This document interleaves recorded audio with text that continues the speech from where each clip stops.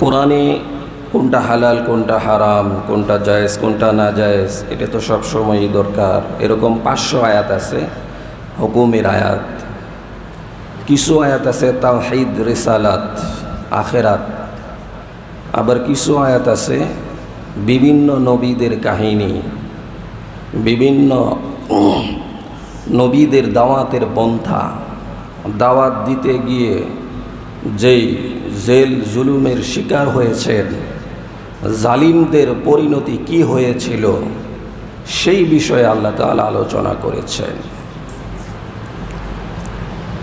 তো জালিমদের বিষয়ে আল্লাহ তাআলা কেন আলোচনা করলেন? ফেরাউন কত আগে শেষ হয়ে গেছে, ধ্বংস হয়ে গেছে, নমরুদ ধ্বংস হয়ে গেছে, কারুন ধ্বংস হয়ে গেছে, হামান ধ্বংস হয়ে গেছে। তাদের আলোচনা কোরআনে কেন এখনো থাকবে? এটা থাকার, এটা বর্ণনা করার, এই ঘটনা রাখার পিছনে উদ্দেশ্য একটাই, যে পরবর্তীতে যাতে কেউ এই ধরনের জুলুম না করে। সারা পৃথিবীবাসীর জন্য শিক্ষা, যে এখান থেকে তোমরা উপদেশ গ্রহণ করবে। শেখ সাদি রহমতুল্লাহ আলাই বলছেন যে তুমি চোরের থেকে শিক্ষা গ্রহণ করো, যে চুরি করার পরে মায়ের সাইজ কেমন হয়, কিন্তু তুমি চুরি করো না, তুমি চুরি করার পরে তোমাকে পিটানো হবে, তোমার থেকে অন্যেরা শিক্ষা নেবে, এই কাজ তুমি করতে যাও না। বরং চুরি করার পরে চোররে, দুর্নীতিবাজদেরকে, হত্যাকারীদেরকে কিভাবে পালাতে বাধ্য করে, এখান থেকে তুমি শিক্ষা গ্রহণ করো। এটা হচ্ছে এই সমস্ত জালিমদের পরিণতির বর্ণনা আল্লাহ তাআলা এই জন্য দিয়েছেন। وقارون وفرعون وهامان ولقد جاءهم موسى بالبينات فاستكبروا في الأرض وما كانوا سابقين فكلا أخذنا بذنبه فمنهم من أرسلنا عليه حاصبا ومنهم من أخذته الصيحة ومنهم من خسفنا به الأرض ومنهم من أغرقنا وما كان الله ليظلمهم ولكن كانوا أنفسهم يظلمون। আল্লাহ তাআলা সূরা আনকাবুতের 39 নং আয়াতে এই কথা বলতেছেন যে আমি কারুন, ফেরাউন, হামান এদেরকে কি কারণে ধ্বংস করেছিলাম, কেমনে ধ্বংস করছি, এবং বিভিন্ন জাতিদেরকে আমি কিভাবে ধ্বংস করছি সেই বর্ণনা আল্লাহ তাআলা এখানে দিচ্ছেন। তাদের সকলের ধ্বংসের একমাত্র কারণ ছিল যে তারা, নাম এক একজনের এক একটা হইতে পারে, কিন্তু তাদের টাইটেল ছিল জালিম। কি? জালিম। তারা জুলুম করছে। জুলুম কাকে বলে? জুলুম হচ্ছে যে যেই জিনিসের যোগ্য না তাকে সেই জিনিস দিয়ে দেওয়া, এটাই হচ্ছে জুলুম। ইমামের যোগ্য না তাকে ইমাম বানানো, মুয়াজ্জিনের যোগ্য না তাকে মুয়াজ্জিন বানানো, সভাপতির যোগ্য না তাকে সভাপতি বানানো, সেক্রেটারির যোগ্য না তাকে সেক্রেটারি বানানো, যে যেখানের যোগ্য না তাকে সেই জায়গায় রাখা, সেটাই হচ্ছে জুলুম। তো জুলুমের পর্যায়ে এই জুলুমকে আল্লাহ তাআলা কখনোই ক্ষমা করেন না। জুলুমের ব্যাপারে কোরআনে কারিমে 130 জায়গায় আল্লাহ তাআলা বলছেন। জুলুম শব্দটা কোরআনে 130 জায়গায় আসছে। তার মধ্যে জালিমের শাস্তি কি, এটা আসছে 70 জায়গায়। কম না বেশি? কারণ এটা আল্লাহ তাআলা কোনোভাবেই পছন্দ করেন না। জুলুম হচ্ছে মারাত্মক বিষয়। আল্লাহ তাআলা বলছেন যে যারা জুলুম করবে তাদের অবস্থা কি হবে। ওয়ালাউ আন্না লিকুল্লি নাফসিন, আল্লাহ তাআলা বলছেন যে প্রত্যেক জালিম যারা, ওয়ালাউ তারা ইদি যালিমুন, যে যারা জুলুম করবে, রাআল মুমিনুনা রাআল আযাব, ওয়ালাউ তারা, যে যখন জালিমরা তাদের আযাব দেখতে পাবে, যে তাদের আযাবের সিস্টেমটা কি, তখন তারা বলবে যে আল্লাহ দুনিয়ায় কিছুজনের জন্য পাঠায়া দেন, আমরা একদম ভালো হয়ে সুফি হয়ে তারপরে ফিরে আসব। কিন্তু তাদেরকে সেই সুযোগ দেওয়া হবে না। তারা বলবে যে আমাদেরকে একটু সুযোগ দেন, কিন্তু আল্লাহ তাআলা তাদেরকে সুযোগ দিবেন না। তারা বলবে যে পিছনের দরজা দিয়ে কোনো পালানোর ব্যবস্থা আছে কিনা, সেই সুযোগটা করে দেন। তো আল্লাহ তাআলা বলবেন যে এই ধরনের কোনো সুযোগ নাই, বরং ইন্নাল্লাহা লা ইয়াহদিল কওমাজ যালিমিন ওয়াজ যালিমিনা আ'আদ্দা লাহুম আযাবান আলীমা। যারা জালিম হবে তাদের জন্য যন্ত্রণাদায়ক শাস্তির ব্যবস্থা আল্লাহ তাআলা করে রাখছেন। আরেক জায়গায় আল্লাহ বলছেন ইন্নাল্লাহা লা ইয়াহদিল কওমাজ যালিমিন, জালিমদেরকে আল্লাহ হেদায়েত দিবেন না। একজনের সম্পদ আপনি ধ্বংস করলেন, একজনের সম্পদ আপনি গ্রাস করে নিয়ে নিলেন, একজনকে হত্যা করলেন, একজনের উপরে জুলুম করলেন, জুলুম যত ধরনের আছে। তো আল্লাহ তাআলা কি বলেন, হাদিসের মধ্যে আসছে যে আমি তাদেরকে একটু সুযোগ দেই। ইন্নামা নুমলি লাহুম ইন্না কাইদি মাতিন, যে আমি আল্লাহ ছাড় দেই কিন্তু ছেড়ে দেই না, আমি ছাড় দেব। তো ছাড় দেই কেন? যে আমি ফেরাউনরে ছাড় দিছি, ফেরাউনরে ছাড় দিতে দিতে সে এমন পর্যায়ে পৌঁছে গেছে যে এরপরে আমি তাকে এমনভাবে ধরছি যে সে তখন আর ছুটতে পারে নাই। নমরুদরে ছাড় দিছি, কারুনরে ছাড় দিছি, হামানরে ছাড় দিছি। এরকমভাবে পৃথিবীতে যে যখনই জুলুম করেছে এই জালিমদেরকে আমি ছাড় দিছি। ছাড় দিতে দিতে এক সময় পিলখানার হত্যা, এরপরে শাপলার হত্যা, এরপরে ছাত্রদেরকে হত্যা, এরপরে আর আমি ছাড় দেই নাই।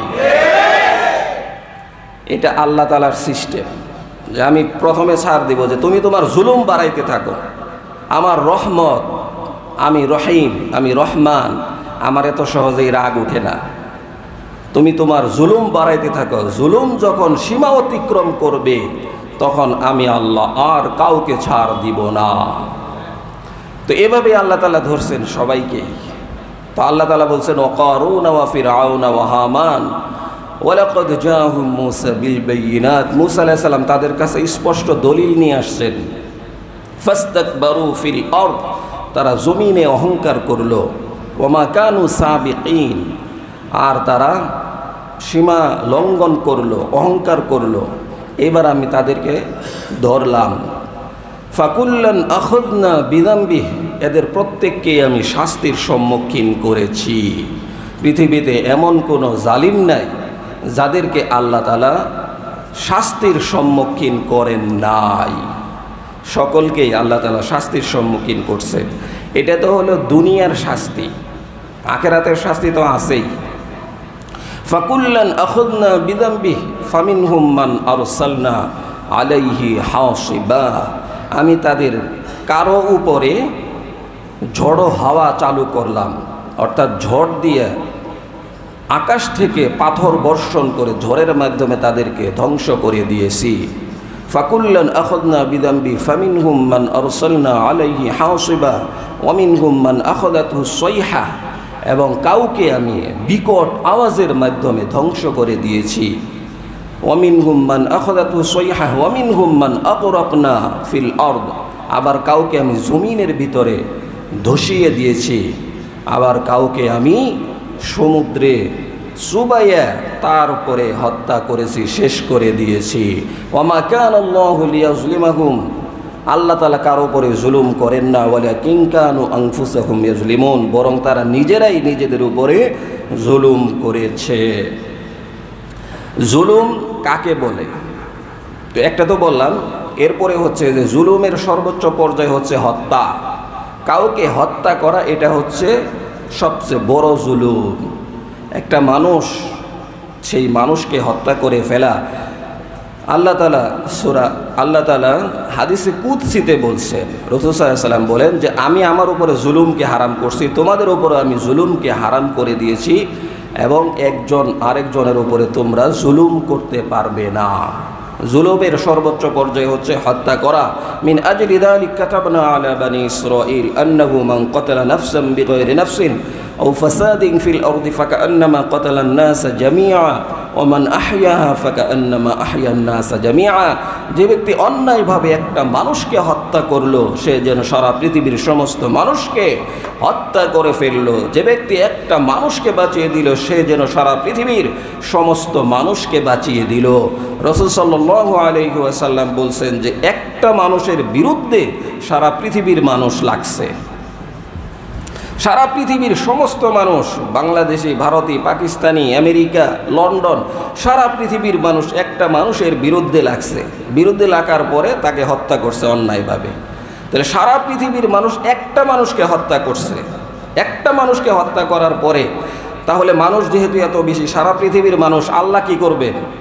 রসুল বলতেছেন যে আল্লাহ তাআলা ওই একজন মানুষকে হত্যা করার মোকাবেলায় সারা পৃথিবীর সমস্ত মানুষকে জাহান্নামে দিয়ে দিবেন। সমস্ত মানুষকে জাহান্নামে যাইতে হবে যদি একটা মানুষকে হত্যা করে। যে এরকম না যে এত মানুষ মিলে হত্যা করছে তাহলে ছেড়ে দিই, এদেরকে আমি জান্নাত দিয়ে দিই কিছুকে, এরকম না। সারা পৃথিবীর সমস্ত মানুষের সবার যদি এটা উদ্দেশ্য থাকে যে তাকে হত্যা করব, তাহলে এই একটা মানুষের মোকাবেলায় সারা পৃথিবীর সমস্ত মানুষকেই জাহান্নামে দিয়ে দিবেন আল্লাহ তাআলা। তাহলে হত্যা কত মারাত্মক বিষয়। যে বা যারাই, যখনই ফেরাউন কি করছে, যে সে কি করলো, শিয়াআন ইয়াস্তাদঈফু তাঈফাতাম মিনহুম ইউযাব্বিহু আবনাহুম ওয়া ইস্তাহয়ী নিসাআহুম ইন্নাহু কানা মিনাল মুফসিদিন। সে ক্ষমতায় আসার পরে বিভিন্ন দল তৈরি করলো, একটা দলকে সে দুর্বল করে রাখলো এবং তাদের পুরুষদেরকে হত্যা করা শুরু করলো এবং নারীদেরকে ছেড়ে দিল। যখন বলা হলো আপনার মোকাবেলায় এমন একজন যুবক আসতেছে যে আপনার রাজত্ব দখল করবে, তখন ফেরাউন অর্ডার দিল এই বছরের মধ্যে, আগামী বছরের মধ্যে যত শিশু জন্মগ্রহণ করবে, পুত্র সন্তান জন্মগ্রহণ করবে, তাদের সকলকেই হত্যা করে ফেলো। এরকম 40 অথবা 90,000 শিশুকে ফেরাউন হত্যা করেছে। এত শিশু হত্যা করার পরেও ফেরাউন মূসা আলাইহিস সালামের জন্মকে ঠেকাইতে পারছে? পারে নাই। আল্লাহ তাআলা তার ঘরেই মূসা আলাইহিস সালামকে জন্ম দিয়েছেন, তার ঘরেই লালন পালনের ব্যবস্থা করেছেন এবং তার মাধ্যমেই ফেরাউনের শরীর সমাধির ব্যবস্থা করে দিয়েছেন। শেষ। এটা আল্লাহ করবেন। তুমি যতই পলিসি করো, যতই রাজনীতি করো, যতই বাহিনী তৈরি করো, আমার মোকাবেলায় তোমার এই সমস্ত কোনো বাহিনী, যতই আয়না ঘর তৈরি করো, এগুলি কোনোটাই টিকবে না। এই জন্য যুগে যুগে যারাই জুলুম করেছে, নির্যাতন করেছে, এদের কারোর রেহাই হয় নাই। এরা সবাই শাস্তির সম্মুখীন হয়েছে। তো ফেরাউন এরকম জুলুম করছে, এত শিশু হত্যা করছে। যখন যারে পাইছে তার বিরুদ্ধে কেউ মুখ খুললেই মেরে ফেলাও, একে মেরে ফেলাও, একে আর রাখা যাবে না। এরপরে কি হয়েছে, ফালইয়াউমা নুনাজ্জিকা বিবাদানিকা খলফাক, যে আমি ফেরাউনকে মানুষের নিদর্শনের জন্য রেখে দিলাম। তার বডিকে আল্লাহ তাআলা এখনও রেখে দিয়েছেন। সে শেষ পর্যন্ত ঈমান আনতে চাইছে। সব জালিমরাই শেষ পর্যন্ত ঈমান আনতে চায়। তো আল্লাহ তাআলা এটাই বলছেন যে জালিমদের অবস্থা এরকম যে তারা সারা পৃথিবীর সমস্ত সম্পদ দিয়ে হইলেও বাঁচতে চাবে, যে আমাকে বাঁচাও, আমি সারা পৃথিবীর সমস্ত সম্পদ তোমাকে দিয়ে দিব। যদিও কোনো লোক সারা পৃথিবীর সমস্ত সম্পদের মালিক হতে পারবে না, পারে নাই, কিন্তু সে এটা চাবে যে আমি সারা পৃথিবীর সমস্ত সম্পদ দিয়ে হলেও আজকে জাহান্নামের আগুন থেকে বাঁচতে চাই, কিন্তু তাকে সেই সুযোগ দেওয়া হবে না। তো ফেরাউনও চাইছে, ফেরাউনও পারে নাই। ফেরাউন এবং শেষ পর্যন্ত ঈমানও আনতে চাইছে। যে মূসা আলাইহিস সালাম যেই হাত্তা ইযা জা আদরাকাহুল গরকু ক্বালা আনতা আন্নাহু লা ইলাহা ইল্লা আনতা, যে আমি সেই কালেমা পড়তে চাই যেই কালেমা মূসা আলাইহিস সালাম পড়ছে। জিবরাইল আলাইহিস সালাম তার মুখের মধ্যে মাটি মারছেন, কাদা মারছেন, সে ঈমান আনতে পারে নাই। এই জন্য আল্লাহ তাআলা বলছেন, ইন্নাল্লাহা লা ইয়াহদিল কওমাজ যালিমিন, যারা জালিম হয়, জুলুম করছে, এদেরকে আমি হেদায়েত দিব না। এত মানুষের কান্না, এত মানুষকে হত্যা, এত মানুষের উপরে জুলুম, এরপরে তুমি আল্লাহর কাছে মাফ চাবে আর আল্লাহ তাআলা মাফ করে দেবেন, এটা কোনোভাবেই হতে পারে না। এজন্যই আল্লাহ তাআলা বলছেন, আমি কখনোই কারো উপরে জুলুম করি না, আমি ইনসাফগার, আমি ইনসাফ করি। একটা মানুষ যখন একটা মানুষের উপরে জুলুম করে, তার সম্পদ ছিনিয়ে নিছে, কাউকে হত্যা করছে, তার বিবি, তার সন্তান, তাদের কি অবস্থা? এই যে যাদেরকে আয়না ঘরে রাখছে 10 বছর 8 বছর পর্যন্ত, তাদের কারো সাথে সংসারিক পরিবারের কারো সাথে যোগাযোগ নাই, এবং একজনের সাক্ষাৎকার শুনলাম, তাকে 40 দিন পর্যন্ত চোখ বেঁধে রাখছে, এর মধ্যে দাঁড় করায় রাখছে, ঘুমাইতে দেয় নাই, তাকে এই পরিমাণ কষ্ট দিছে। তো তার দোষ কি? যে সে উচিত কথা বলতে, এটাই তার দোষ। সে হত্যাও করে নাই, জিনাও করে নাই, ব্যভিচারও করে নাই, এগুলি কিছুই করে নাই, যে সে সত্য কথা বলতো, এইটাই তার দোষ ছিল। তো এই যে তার উপরে জুলুম, সে মাজলুম, আর মাজলুমের সাথে আল্লাহর ডাইরেক্ট সম্পর্ক। আল্লাহ ঘুমান না, আর যে ব্যক্তি মাজলুম হয়, যারা আয়না ঘরে ছিল, আরও বিভিন্ন জায়গায় এরেস্ট ছিল, তাদের কি ঘুম ছিল চোখে? তাদের কারো চোখেই ঘুম ছিল না। আল্লাহ ঘুমান না, সিরাতু ওয়ালা নাওম, আমি তন্দ্রায়ও যাই না, আমার ঘুমও আসে না। আর ঘুমায় না হচ্ছে মাজলুম, যাকে 10 বছর পর্যন্ত আয়না ঘরে রাখছে, সে গামছা দিয়ে পানি মুছতে মুছতে বলছে যে এটা নদী হয়ে যেত, এই পানি যদি একত্রিত করা যেত। সেই পানি আল্লাহ শুনেছেন, তার দোয়া আল্লাহ কবুল করেছেন, যার কারণে তাদের আজকে এই পরিণতি। এটা সব জালিমদের বেলাতেই। তো এইগুলি আল্লাহ তাআলা কেন দেখান? এটা পরবর্তী জেনারেশনের জন্য শিক্ষা। ফেরাউন শেষ হয়ে গেছে, নমরুদ সেও বাড়াবাড়ি করছে, এবং এক পর্যায়ে সে উঁচা টাওয়ার তৈরি করছে। টাওয়ার তৈরি করার পরে এইবার আল্লাহর দিকে তীর ছুটছে, যে আল্লাহরই মেরে ফেলাম। ইব্রাহিম আবার কি, আমি ছোট ডারে মারবো না, আমি আরো বড় ডারে মারবো। তো এই জন্য সে তীর ছুঁড়া মারছে। তো আল্লাহ তাআলা ফেরেশতারে বলছেন যে তীরটা ধইরা একটু রক্ত লাগাইয়া দাও, হে যাতে বুঝে যে আল্লাহ শেষ। তো এইবার তীর ফালাইছে। এইবার নমরুদ কয়, বাস খালাস, আমি কামিয়াব। এই জন্যে তারাও মনে করে যে বিডিআর হত্যা করলাম, খালাস, আমাদের আর বিরোধিতা করার কেউ নাই।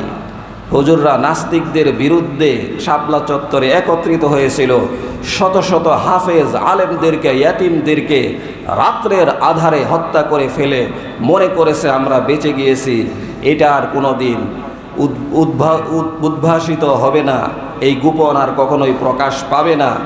সব শেষ, আমাদের শত্রুরা শেষ। ছাত্রদের বুকে গুলি চালিয়ে, আবু সায়েদের বুকে গুলি চালিয়ে তারা মনে করেছিল যে আমরা সব শেষ করে দিয়েছি, আমাদেরকে আর কেউ কিছুই করতে পারবে না। কিন্তু শেষ রক্ষা হয়েছে, বরং পালাতে বাধ্য হয়েছে। এমন বেইজ্জতি যে পালাইতে হয়েছে। এটাই হচ্ছে আল্লাহর শিক্ষা। যার যেরকম জুলুম হবে, তার পরিণতিও সেরকম হবে। এরপরে নমরুদকে শায়েস্তা করার জন্য, নমরুদ 400 বছর ক্ষমতায় ছিল, ফেরাউন 500 বছর। কম, অনেক বেশি। 400-500 বছর ক্ষমতা। আমাদের এক হুজুর জেলখানায় যাওয়ার পরে এমন অবস্থা যে চোর জেলখানায় গেছে, বাটপার জেলখানায় গেছে, সন্ত্রাসী জেলখানায় গেছে, বেবিচার জেলখানায় গেছে, এদেরকে পিছনে হাত দিয়ে যেরকম হাঁটু উঁচা করে বসে থাকতে হয়, একজন আলেম, প্রবীণ আলেম, শাইখুল হাদিস, মুফতি, এদেরকেও এইভাবেই রাখছে। এইভাবে রাখার পরে তখন একজন বলছে যে আমাদেরকে অজুর পানি দেন। তখন জেলার যে ছিল সে পানি দিবে না। এরপরে বলছে যে খাবার পানি না দিলেন, কমপক্ষে অজুর পানি দেন। বলছে মোল্লা চুপ করে থাকো। তো তখন একজন হুজুর বলছে যে তোদের উপরে আল্লাহর লানত পড়ুক। তখন সে কয় যে হুজুর এই সমস্ত দোয়া করেন না, এই আপনাদের দোয়া কবুল টবুল হইব না, কারণ দোয়া তো কম করতেছেন না, কবুল তো হইতেছে না। তো হুজুর বলছেন যে আরে কম বথ, কবুল ঠিকই হইব। মূসা আলাইহিস সালাম ফেরাউনের জন্য দোয়া করছে, 40 বছর পরে কবুল হইছে।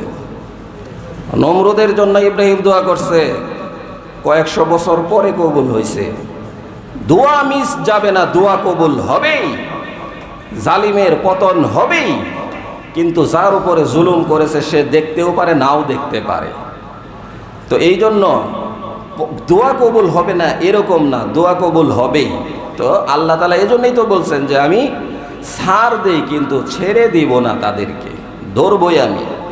তোমরা দোয়া করতে থাকো, দোয়ার মোকাবেলায় আমি অবশ্যই তাদেরকে ধ্বংস করবই।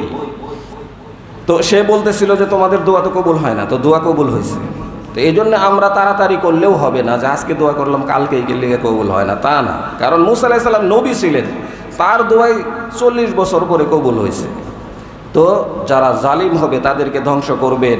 এবার নমরুদ কি করলো? নমরুদ সে রেডি হয়ে গেল যে ইব্রাহিম তোমার বাহিনীকে ডাকো, আমি তাদের মোকাবেলায় যুদ্ধ করব। তো আল্লাহ তাআলা বাহিনী পাঠায় দিছেন, এরকম বড় কোনো বাহিনী পাঠান নাই, পাঠাইছেন ক্ষুদ্র, সবচেয়ে ক্ষুদ্র মশা পাঠাইছেন আল্লাহর বাহিনী। এটা এই জন্য কাউকে মারতে হলে অনেক কিছু লাগবে তা না। আজকে ছাত্র সমাজ এইভাবে বিপ্লব তৈরি করবে, দ্বিতীয়বার বাংলাদেশকে পূর্ণ স্বাধীনতা এনে দিবে, এটা কেউ কল্পনাও করতে পারে নাই। মনে করছে যে কত জনরে মারলাম, কত জনরে শেষ করে দিলাম, আর তোরা কি, এইটাই তো মনে করছে। কিন্তু আল্লাহ তাআলার কাছে বড় বাহিনী লাগে না। তো এই জন্য আল্লাহ তাআলা মশা পাঠাইছে। মশা পাঠানোর পরে ভালো মশাগুলা বিভিন্ন সৈন্যের উপর আক্রমণ করতেছে। তো এক মশা ছিল সে অন্ধ, ল্যাংরা, কানা খোরা। তাহলে এই মশা আল্লাহরে কইল যে আল্লাহ আমার উপায় কি, আমি তো কাউকে আক্রমণও করতে পারতেছি না, আমি কার কাছে যাব? তো আল্লাহ তাআলা বলছে তুই বড়ডারে ধরবি, তোর খাওয়ানো হয়েছে বড়ডার মস্তক, এটার মস্তকের মধ্যে কি আছে তুই হেডেরে ধরবি। এরপরে নাকের ভিতর দিয়ে মশা চলে গেছে নমরুদের মাথায় বইসা, এবং সে মাথা বুড়ি করতেছে, একটু করে কামড় দেয়। কামড় দেওয়ার পরে এই পরিস্থিতি নমরুদের ছিল কয়েকশো বছর। যেরকম নির্যাতন করছে এরকম তাকে কয়েকশো বছর বাঁচাইয়া আস্তে আস্তে আস্তে আস্তে আল্লাহ তাআলা শেষ করছে। তো এইভাবে মশা কামড়াইতেছে। তো এখন এটার ওষুধ কি হইতে পারে? যে এবার জুতা দিয়ে বাড়ি দেয়, অন্য কিছু দিয়ে বাড়ি দিলে হয় না, জুতা দিয়ে বাড়ি দেয়। যারা আফগানিস্তানে, ইরাকে হাজারো বোমা ফেলে আবাল বনিতা বৃদ্ধা শিশুদেরকে হত্যা করেছে, যেই ভুষ, সেই ভুষকেও আল্লাহ তাআলা জুতার বাড়ি দিয়ে তারপরে ক্ষমতা থেকে বের করে দিয়েছে। ওই যে এক সাংবাদিক ছিল না, সে কি করছে? জুতা নিক্ষেপ করছে। যারাই অহংকার করবে, জুলুম করবে, এদেরকে আল্লাহ তাআলা এভাবেই লাঞ্ছিত করবেন। সেই জুতা এটা নিলামে উঠছিল, সেই জুতার দাম হচ্ছে 1 কোটি টাকার উপরে। যেই জুতা দিয়ে তুই বুশরে মারতে পারছস, সেই জুতার দাম এত আজকে। তো এই জন্য দুনিয়াতে, পৃথিবীতে যারাই যুগে যুগে জুলুম করবে তাদের পরিণতি এমনই হবে। তো এরপরে তারা আস্তে আস্তে বাড়ি দেয়, তখন ভালো লাগে। তো বেরিয়েতেছে। এরপরে যে বাড়ি দেয়, এক লোক রাখছে, তার এরকম আস্তে আস্তে বাড়ি দেওয়া সহ্য হয় না, যে আর কত এই ডিউটি করব। এই ডিউটি করতে করতে অবস্থা তার খারাপ। এই জন্য একদিন জিদ করে এমন জোরে বাড়ি মারছে যে সেখানেই নমরুদ শেষ। তো এই ধরনের জালিমকে আল্লাহ তাআলা কি করলেন? জুতার বাড়ির মাধ্যমে দুনিয়া থেকে বিদায় করে দিলেন। এই জন্যে যে বা যারাই যখনই পৃথিবীবাসীর উপর আল্লাহর মাখলুকের উপরে, মানুষের উপরে জুলুম করবে, তাদের পরিস্থিতিও এরকমই হবে। যখনই মানুষের উপরে জুলুম হবে, মানুষ অধিকার বঞ্চিত হবে, বিভিন্নভাবে সে হত্যার সম্মুখীন হবে, তখন দুনিয়ার সকল শৃঙ্খলা ভঙ্গ হয়ে যায়। এই জন্যে আল্লাহ তাআলা কোরআনে এই সমস্ত ঘটনা উল্লেখ করেছে যে তোমরা কারো উপরে জুলুম করবে না, কারণ জুলুম আমি সহ্য করব না, জালিমদেরকে আল্লাহ তাআলা ধরবেনি। এই জন্য ফেরাউন যেরকম জুলুম করে মুক্তি পায় নাই, নমরুদ যেরকম জুলুম করে ছাড় পায় নাই, এমনিভাবে যে বা যারাই যখনই জুলুম করবে তাদেরকেও আল্লাহ তাআলা ছাড় দিবেন না, তাদেরকেও আল্লাহ তাআলা ধরবেন। তো তাদেরকে যেমনি ধরছেন এখানেও কম ধরেন নাই। কি মনে করেন?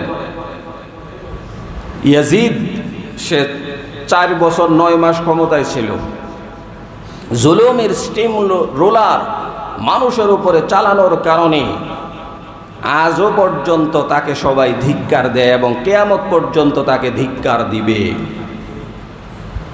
তো আজকেও যারা যখনই জুলুম করবে তাদের ইতিহাস এভাবেই রচিত হবে, জালিম হিসেবেই তারা কিয়ামত পর্যন্ত থাকবে।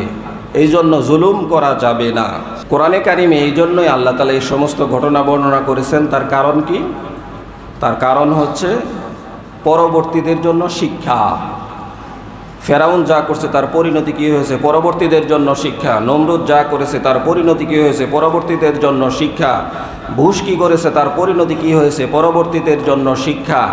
যে বা যারাই এভাবে জুলুম করবে এটা তার পরিণতি হচ্ছে পরবর্তীদের জন্য শিক্ষা। এই জন্য এখান থেকে আমাদেরকে শিক্ষা গ্রহণ করতে হবে, কারো উপরেই জুলুম করা যাবে না। সামনে যারা আছে, এখন যারা আছে, তাদেরও এখান থেকে শিক্ষা গ্রহণ করতে হবে যে কোনোভাবেই জুলুম করা যাবে না।